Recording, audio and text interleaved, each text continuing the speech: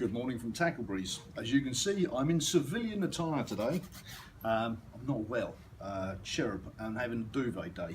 So behind the scenes, we've got Audrey, Tim and Dave. Say hi, Dave. Hi. So the A-team is in today while I'm going to go home and have a kind of a snuggly moment.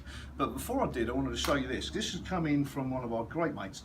And this is something that my English friends are going to envy me a little bit perhaps, because there's an eagle on the side of it. There's an eagle carrying a swastika on the side of it. Yes, indeed, ladies and gentlemen, this is the venerated K98 Mauser from our friends, those wonderful German people. And it is a Second World War vintage K98, and this is the action that all of us big game hunters kind of rave about. But here's the thing: is this the best gun, war-y gun that was ever made? And is it the best gun for hunting? Is it the best action? Because let me just take the K98 just for a second and raise you this fine weapon here from Remington. It's the Remington model 1903, and you'll be shocked to see that there it is. Underneath is the same K98 Mauser flag action that you've just seen on the other one. So this one, again, it is, I think, about 1942, 1943 era. The K98 was 1944, and it was picked up, it was a Russian front gun, so those Russians impounded it on one of the trains. This one, though, was made for the war effort in North America, and it was sent away to Europe, where it was then spawnerized and sent back. So, there you go, another K98 kind of Mauser. You're going to see a bit of a trend developing here. You know, Mr. Browning and I, we have a few issues, but Mr. Browning can't say anything really too terrible about his shotguns because, damn, and here we go, and it's a little Browning 20 gauge. A very unusual gun, this, because it's using the kind of the A5 frame and action. But you know what, it's been around a long time and it still works. It still works. And I think that's something which kind of goes on to tell the test of time.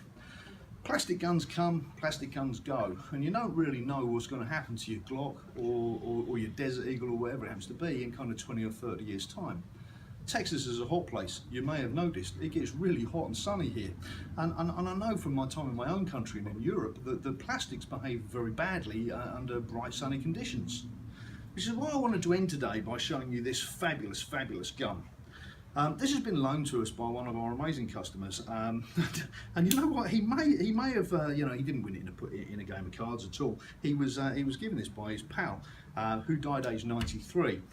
The thing of it is, this is a 38 double action Colt revolver, and this was the war gun, if you like, or the sidearm of a local fella from Lockhart that took this to Europe in 1917 and carried it during the First World War. As if that wasn't heroic enough, this fellow then goes back, lands on the beaches of Normandy in 1944 and walks to Berlin carrying this on his hip. So that's 2 world wars that this fella's carried this particular Colt pistol for, and then when he came back, and I kid you not, he was a rancher, and we do have real cowboys here in Texas. This is for real. This is the rig that the gentleman used to carry this gun on his hip while he was working cattle until he died a little while ago. So a revolver that's been carried in 2 world wars, you know. We don't just sell guns here. You know, if this thing could talk, or if these old guns here could talk, well, obviously one of them we wouldn't understand. It'd be talking in bloody German. But the other guns we'd probably like to, and the other one's Belgian. Anyway, did you know of the 19,000 Belgians that served in the SS during the Second World War, 17,000 of them joined after the guys were on the beaches of Normandy? However, that's why we don't sell Brownings here. Not entirely true, we don't sell Colts that much either, but this is fabulous, isn't it? What an amazing gun.